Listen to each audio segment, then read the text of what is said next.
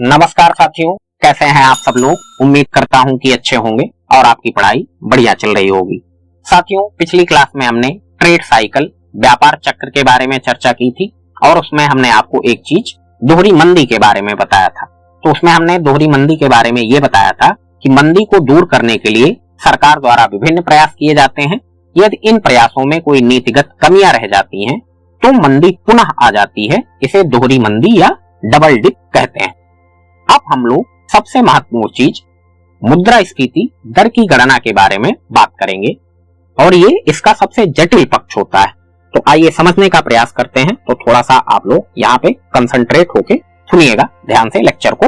मुद्रास्फीति दर की गणना, मुद्रास्फीति दर की गणना दो विधियों से या दो तरीकों से की जाती है। अब ये दो विधियां कौन कौन सी हैं? वैसे मैंने थोड़ी सी चर्चा इस पर कर रखी है, अभी मैं आपको बताता हूं। पहले देखिए ध्यान से। एक तो है कीमत सूचकांक विधि, price index method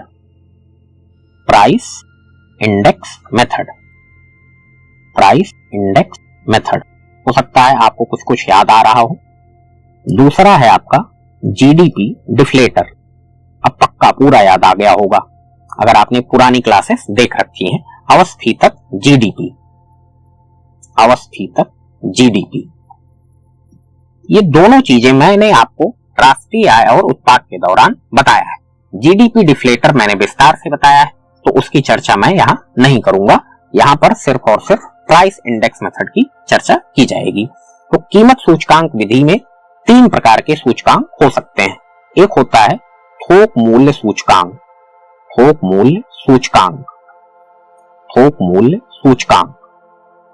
wholesale price index,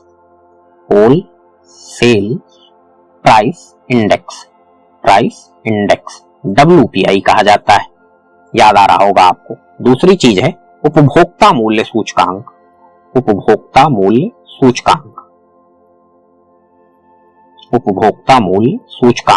CPI, consumer price index.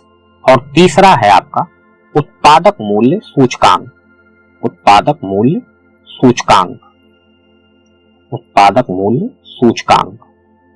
PPI, producer price index.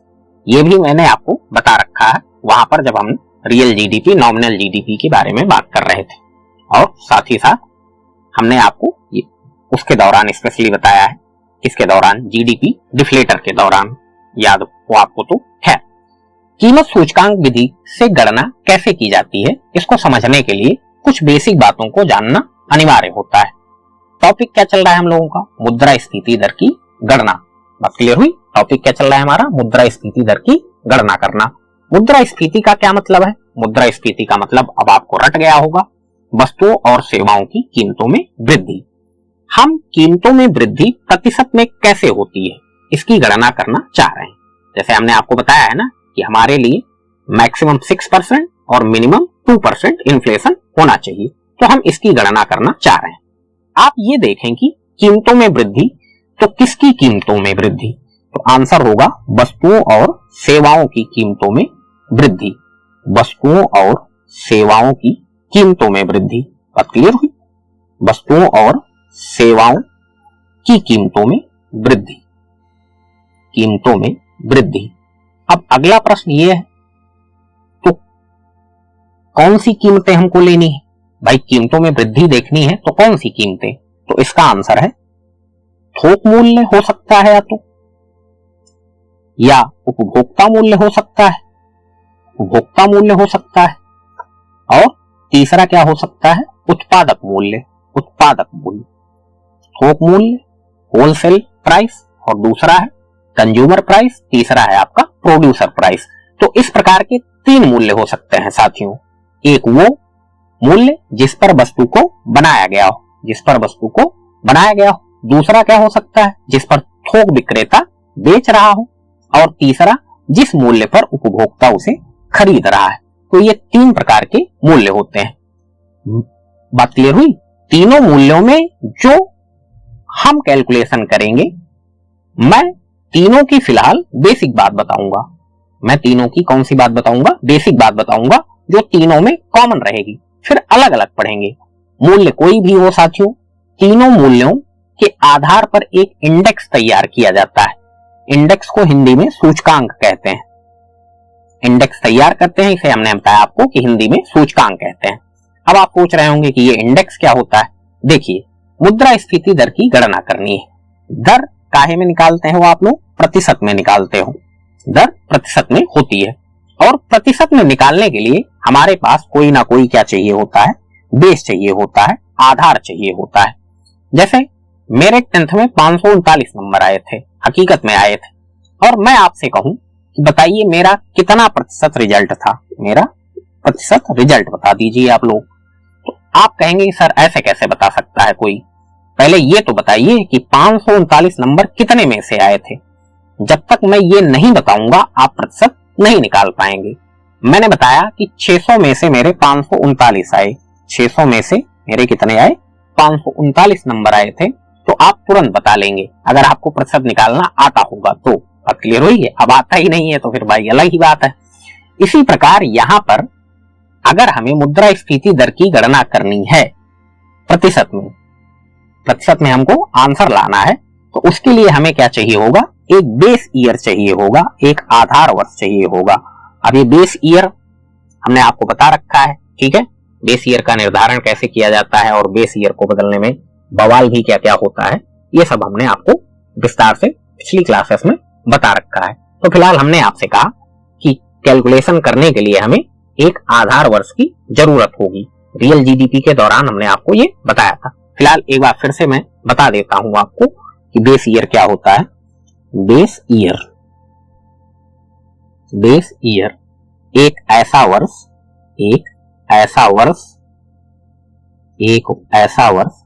जिस वर्ष की कीमतों को आधार बनाकर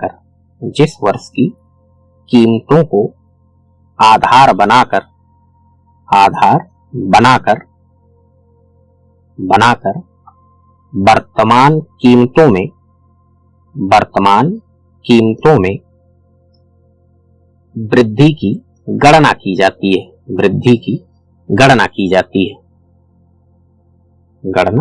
जाती है। विस्तार से हमने पिछली क्लास में बता रखा है आपको। अर्थात आधार वर्ष की कीमतों के ऊपर यह देखा जाता है कि वर्तमान में कीमतें कितनी बढ़ गई हैं। दूसरी बात, कौन सी वस्तुओं की कीमतों में गणना की जाए, ये भी तो एक प्रश्न उठता है। तो कुछ लोग हो सकता है कहेंगे गेहूं की, कुछ लोग कहेंगे चावल की, कुछ लोग कहेंगे दाल की, और मान लीजिए कि कोई व्यापारी है, स्टील का व्यापार करता है, तो कहेगा कि सर स्टील की गणना करनी चाहिए। हम इसमें से कुछ वस्तुओं को सिलेक्ट कर लेते हैं, कुछ वस्तुओं की सूची बना लेते हैं और उन्हीं वस्तुओं की कीमतों में वृद्धि की गणना करते हैं। इन वस्तुओं को बास्केट ऑफ गुड्स, जिन वस्तुओं की सूची हमने बनाई, इन वस्तुओं को क्या कहा जाता है? बास्केट ऑफ गुड्स या बास्केट ऑफ कमोडिटीज कहते हैं इनको। बात क्लियर हो पा रही है आपको? बास्केट समझ रहे हैं आप? उन वस्तुओं की सूची जिन वस्तुओं की कीमतों में वृद्धि की गणना करना हम लोग चाह रहे हैं। मैंने एग्जाम्पल के रूप में गेहूं, दाल, चावल और स्टील को माना है। तो आप सोच सकते हैं कि ऐसे तो बहुत लंबी सूची हो सकती है। बिल्कुल हो सकती है साथियों। इसमें यह देखना होगा कि कौन कौन सी वस्तुएं शामिल होती हैं। अब ये निर्धारित कौन करता है कौन कौन सी वस्तुएं होती हैं, इस पर बाद में चर्चा करेंगे। मैं तो अभी आपको बेसिक बात बता रहा हूं। तीसरी बात, मान लीजिए कि यही चार वस्तुएं कौन कौन सी हमने मानी? गेहूं, चावल, दाल और स्टील। गेहूं, चावल, दाल और स्टील, यही चार वस्तुएं हैं जिनकी कीमतों में वृद्धि की गणना करनी है। आप ये बताइए कि कीमत कौन सी? तो आंसर होगा या तो थोक मूल्य, या तो उपभोक्ता मूल्य, या फिर उत्पादक मूल्य। और कीमतों में वृद्धि का प्रभाव किस पर पड़ता है? या तो उपभोक्ता पर पड़ता है या फिर उत्पादक पर पड़ता है। तो प्रश्न ये उठता है कि क्या उपभोक्ता इन चारों वस्तुओं को हमेशा खरीदता रहता है? हो सकता है कि आप गेहूं, दाल, चावल ये डेली बेसिस पर खरीदते हो। आपकी क्षमता अलग अलग हो सकती है। आपके पास पैसा ज्यादा है तो आप महीने, 2 महीने, 6 महीने या साल भर का खरीद सकते हैं। लेकिन क्या स्टील आप हमेशा डेली खरीदते हैं? बिल्कुल नहीं खरीदते हैं। इसका मतलब समझे दया? इसका मतलब यह है कि अगर स्टील की कीमतों में डेली वृद्धि हो रही है तो इसका आप पर कोई प्रभाव नहीं पड़ेगा। लेकिन अगर गेहूं, चावल, दाल इनकी कीमतों में वृद्धि हुई तो इसका भार आपको वहन करना पड़ेगा, उठाना पड़ेगा। अर्थात बास्केट ऑफ गुड्स या बास्केट ऑफ कमोडिटीज में प्रत्येक वस्तु को कुछ ना कुछ भारांश दिया जाता है, वेटेज दिया जाता है। उस वस्तु को अधिक भारांश दिया जाता है जिस वस्तु का हमारे जीवन में उपयोग अधिक है। जैसे आप लोग अभी यूपीएससी की तैयारी कर रहे हैं तो आप उस सब्जेक्ट को अधिक वेटेज देते हैं जिसमें आपको लगता है कि इससे अधिक क्वेश्चन आता है, और जिसमें 1 नंबर, 2 नंबर, 5 नंबर के सवाल बनते हैं उसको आप छोड़ देते हैं, उसको आप ज्यादा वेटेज नहीं देते हैं, उसको थोड़ा मोड़ा पढ़ लेते हैं। ऑप्शनल को लेकर आप जो है एकदम जी तोड़ मेहनत करते हैं क्योंकि वो 500 नंबर का आता है। इसी प्रकार यहाँ पर भी हम लोग वेटेज और या भारांश देते हैं। जिस वस्तु का कैलकुलेशन में ज्यादा उपयोग हो और वस्तु ज्यादा उपयोगी हो उसको हम लोग अधिक वेटेज देते हैं। अब वस्तु ज्यादा उपयोगी कौन होगी? जिसे उपभोक्ता अधिक मात्रा में खरीदता हो, जिसे थोक विक्रेता अधिक मात्रा में बेच रहा हो। बात क्लियर हुई? जिसे थोक विक्रेता अधिक मात्रा में बेच रहा हो, और थोक विक्रेता उसी वस्तु को अधिक मात्रा में बेचेगा जिसकी उपभोक्ता अधिक मात्रा में डिमांड कर रहा है। उत्पादक भी उसी वस्तु का उत्पादन कर रहा होगा। दूसरे शब्दों में यही कहा जा सकता है कि प्रत्येक वस्तु का कुछ ना कुछ भारांश एलोकेट कर दिया जाता है। जैसे उदाहरण में गेहूं, चावल और दाल का भारांश स्टील से अधिक होना चाहिए क्योंकि स्टील की खरीद उतनी नहीं होगी। इस आधार पर हम ये कह सकते हैं कि मुद्रास्फीति दर की जो गणना की जाती है उसके लिए 3 चीजों की आवश्यकता होती है। कौन कौन सी? कीमतें कौन कौन सी हो सकती हैं? नंबर 1, कीमतें कौन कौन सी हो सकती हैं? कीमतें कौन कौन सी हो सकती हैं? कौन कौन सी हो सकती हैं? हो सकती है तो ये मैंने आपको क्या बताया कि थोक मूल्य हो सकता है, थोक मूल्य, उत्पादक मूल्य, उत्पादक मूल्य, उत्पादक मूल्य और उपभोक्ता मूल्य। ये हो सकता है उपभोक्ता मूल्य। दूसरी बात, मूल्य चाहे जो भी हो उसको प्रतिशत में लाने के लिए एक बेस ईयर चाहिए होता है, एक आधार वर्ष चाहिए होता है। तीसरी बात में बास्केट ऑफ गुड्स या basket of commodities, basket of goods या बास्केट ऑफ कमोडिटीज और उनको दिया गया भारांश, और उनको दिया गया भारांश,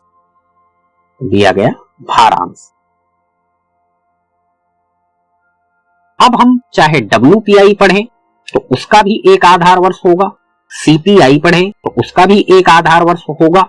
WPI में बास्केट ऑफ गुड्स होगी, ऐसे ही CPI में वस्तुओं की सूची होगी, और सूची होगी तो उसमें भारांश भी दिया होगा।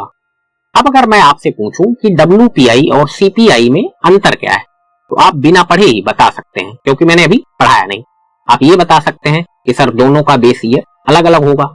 हमें नहीं पता है कि बेस ईयर कौन सा होगा, मैंने तो अभी कुछ नहीं पढ़ाया ना भाई आपको। इसमें देखिए कॉन्सेप्ट समझने की कोशिश करनी है हम लोगों को। नंबर तो मैं आपको बता ही दूंगा, ये बेस ईयर है, ये एक मतलब ये WPI की बास्केट ऑफ गुड्स है, ये CPI की बास्केट ऑफ गुड्स है, वो तो तथ्य है।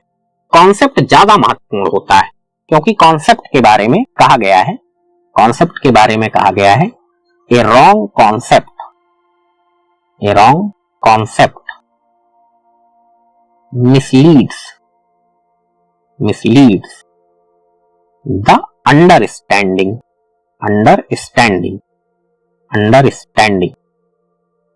एक गलत अवधारणा समझ को भ्रमित कर देती है, समझ को मिसलीड कर देती है। तो कॉन्सेप्ट समझिए साथियों, कॉन्सेप्ट ये है कि WPI हो या CPI हो, बेस ईयर अलग अलग होगा, अर्थात बदलता रहेगा। कब बदलेगा, कैसे बदलेगा, बाद में बात करेंगे। दोनों में बास्केट अलग अलग होती होगी, बास्केट अलग होगी तो भारांश भी क्या होगा, अलग होगा। अगर मैं आपसे कहूं कि भविष्य में WPI और CPI आपको अपडेट कर लेना है, क्योंकि हो सकता है कि आप अभी तत्काल परीक्षा ना दें, तब तक बेस ईयर चेंज कर दिया जाए, तो आप पूछेंगे कि सर ये अपडेट कहां से करेंगे, अपडेट क्या होगा। इसमें पहले तो ये सोचिए आप, यही कि आधार वर्ष बदल जाता होगा, ये बदलेगा तो बास्केट क्या हो जाएगी, बदल जाएगी। जरा सोचिए आप कि आधार वर्ष 1990 मान लिया जाए, बेस ईयर अगर 1990 मान लिया जाए, ये कल्पना है, मैं मान रहा हूं, और उसके आधार पर सन 2001 में मुद्रास्फीति की गणना की जा रही होती। अभी तो हम लोग फिलहाल 2022 में हैं, फिलहाल मैं क्या मान रहा हूं कि बेस ईयर अगर 1990 रख दिया जाए और सन 2001 में मुद्रास्फीति की गणना की जा रही थी, तो उस टाइम जो वस्तुओं की सूची होती थी, क्या आज भी वही होगी? क्या आज भी हम उन्हीं वस्तुओं का उपयोग करते हैं जिनका हम लोग 2001 में कर रहे थे? उस समय आपने देखा या सुना होगा कि लोग खाना खाने के बाद गुड़ का इस्तेमाल करते थे। आजकल लोग मिठाई या आइसक्रीम खाने पर जोर देते हैं, घरों में प्राय मिलता ही नहीं गुड़, और लोगों को लगता है कि गुड़ से उनकी प्रतिष्ठा भी घट जाएगी। कोई रिश्तेदार अगर आपके यहाँ आ जाए और उसे आप गुड़ पानी दे तो आपको मन ही मन खूब गाली देगा, है कि नहीं? और 4 लोगों से जाकर बताएगा बहुत कच्छुट आदमी है, हम गए थे तो हमको गुड़ पानी दिए थे। बात क्लियर हुई? तो आज हमें मिठाई या आइसक्रीम की कीमतों में वृद्धि की गणना करनी चाहिए, जबकि पहले हम नहीं करते थे, कारण तब वो उपयोगी नहीं था। आज ये सब हमारे लाइफ का पार्ट है, हमारे जीवन का हिस्सा है, अंग बन गया है। तो अपडेट करने के मामले में सबसे पहली चीज आपको आधार वर्ष को देख लेना है। आधार वर्ष के बदलने से बास्केट बदल चुकी होगी, और बास्केट के बदलने से क्या हो जाएगा साथियों, भारांश बदल जाएगा। अपडेट कहां से करेंगे, तो इसको मैं थोड़ा सा बता देता हूं। मैंने क्लास में आपको आर्थिक समीक्षा के बारे में बताया है। क्लास में हमने आर्थिक समीक्षा का नाम लिया है, एटलीस्ट नाम तो लिया ही है, रेफरेंस के तौर पे आर्थिक समीक्षा का नाम लिया है।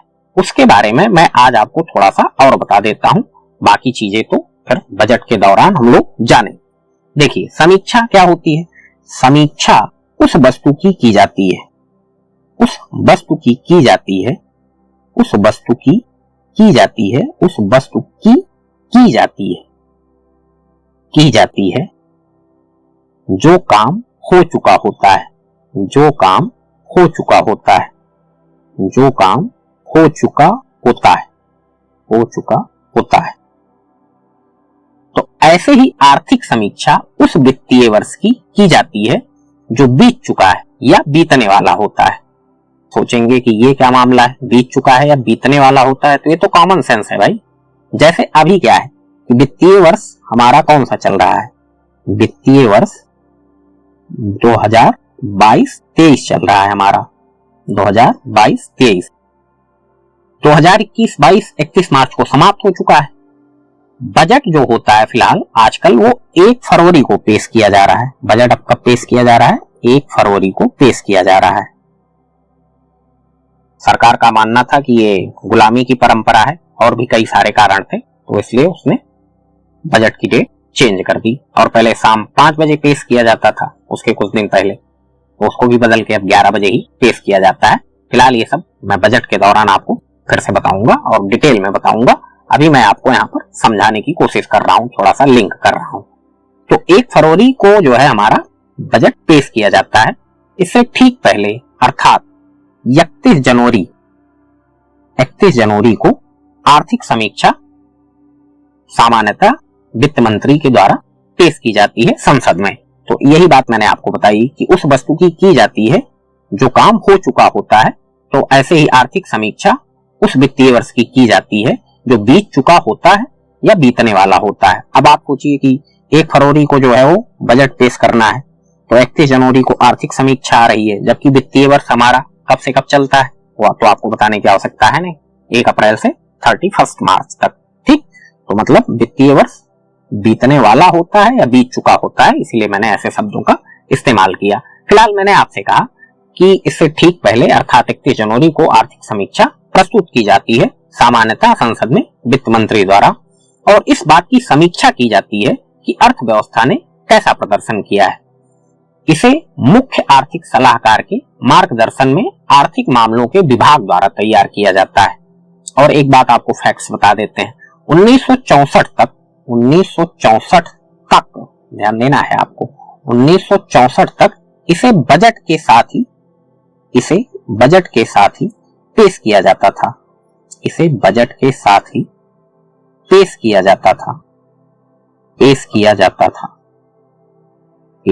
जाता था और 1964 से ही इसे बजट से अलग कर दिया गया। 1964 से ही इसे बजट से अलग कर दिया गया।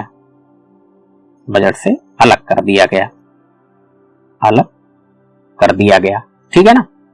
इसके जरिए भारत सरकार, केंद्र सरकार संसद में पूरे देश को ये बताती है कि पिछले साल अर्थव्यवस्था में क्या क्या हुआ, क्या क्या चुनौतियां हैं, किन किन मोर्चों पर हम असफल रहे, और उनसे निपटने के हल भी आर्थिक समीक्षा में बताए जाते हैं। तो ये जब होता है तो सरकार अपनी आलोचना ठीक ठाक मात्रा में कर लेती है, ऐसा आप समझिए। और यही एटीट्यूड आपका भी होना चाहिए। बात क्लियर हो पा रही है? हाँ, तो उनसे निपटने के हल जैसे मैंने आपसे कहा कि आर्थिक समीक्षा में बताया जाता है। तो ऐसे आपसे जब मेंस में क्वेश्चन बनेगा तो आपको भी यही काम करना है कि हल क्या क्या है। तो आपको ऐसा हल नहीं बताना है कि जिसे केवल आप ही हल मानते हैं। हम लोग हल उसे मानेंगे जो दुनिया भर के और जो हमारे स्पेशली भारत के विभिन्न क्षेत्रों में कार्यरत विद्वान हैं और स्पेशली जो अर्थशास्त्री हैं, उनकी बातों को हम लोग ध्यान में रखेंगे, उनके सुझावों को भी हमको ध्यान में रखना है। आपको वो चीजें नहीं लिखनी है कि जिसको आप केवल स्वयं ही हल मानते हैं। अब जैसे मान लीजिए कि WPI का बेस ईयर बदलता है, तो इसे आप आर्थिक समीक्षा से अपडेट कर सकते हैं। बेसिकली इकोनॉमिक सर्वे ऐसा डॉक्यूमेंट होता है जिसे आप मेंस में तो यूज करते ही हैं, मेंस में तो आप इसे बहुतायत मात्रा में यूज करते हैं, चाहे कुछ भी हो, जैसे निबंध में भी आप इसका यूज करते हैं, और उसके बाद ये इकोनॉमी का जब मेंस का पेपर आप लिखते हैं तब भी, और इससे प्रीलिम्स में भी क्वेश्चन बन सकते हैं। आर्थिक समीक्षा साथियों 2 खंडों में प्रस्तुत की जाती है। तो वॉल्यूम 1 होता है, वॉल्यूम 1, और दूसरा वॉल्यूम 2 होता है, वॉल्यूम 2। जैसे कॉन्सेप्ट ऑफ फिजिक्स एक बुक आती है ना SC वर्मा सर की, concept of physics volume 1 and concept of physics volume 2। ठीक है, तो वॉल्यूम 1 और वॉल्यूम 2। अब यहाँ पे जो वॉल्यूम 1 होता है वो आपका विश्लेषणात्मक होता है, विश्लेषण किया जाता है, विश्लेषणात्मक होता है। ये जो आपका वॉल्यूम 1 है वो क्या है, विश्लेषणात्मक होता है। जैसे आवश्यक वस्तु अधिनियम क्या है, आवश्यक वस्तु अधिनियम क्या है, अधिनियम क्या है, उसमें क्या कठिनाइयां हैं, उससे कैसे निपटा जाए और अर्थव्यवस्था को लाभ कैसे पहुंचाया जाए, इसका क्या किया जाता है, विश्लेषण किया जाता है, इसका विश्लेषण किया जाता है। और वॉल्यूम जो 2 है उसमें क्या होता है, वॉल्यूम 2 में, कि इसमें फैक्ट्स पर ज्यादा जोर दिया जाता है, फैक्ट्स पर ज्यादा जोर दिया जाता है, तथ्यों पर ज्यादा जोर दिया जाता है। जैसे हम अभी मुद्रास्फीति पढ़ रहे हैं, तो मुद्रास्फीति से रिलेटेड एक चैप्टर होगा इसमें, उसमें मुद्रास्फीति के बारे में बताया रहता है कि पिछले 1 साल में मुद्रास्फीति कितनी बढ़ी है देश में, WPI और CPI कितनी बढ़ी घटी, मुद्रास्फीति ज्यादा रही तो उसके कारण क्या रहे और उसके लिए क्या उपयोग किए गए और क्या किया जा सकता है। आप समझ रहे हैं आप, ये समस्त जानकारियां इस चैप्टर में मिल जाती हैं। और बाकी सारी बातें तो मैं आपको बताऊंगा ही। आप लोग एक काम करना, 2021-22 का इकोनॉमिक सर्वे डाउनलोड करके रख लेना। तो आज के लिए साथियों इतना ही रखते हैं, मिलते हैं आपसे नेक्स्ट क्लास में। तबीयत थोड़ा सा मेरी खराब चल रही है, वैसे मैंने सोचा था कि एटलीस्ट WPI तो आपको पढ़ा दूं, लेकिन आज के लिए इतना रखते हैं। नेक्स्ट क्लास में WPI के बारे में चर्चा करेंगे। आपसे अनुरोध है कि इस चैनल को सब्सक्राइब करें, ज्यादा से ज्यादा लोगों के साथ शेयर करें और वीडियो को लाइक करना बिल्कुल ना भूलें। धन्यवाद साथियों।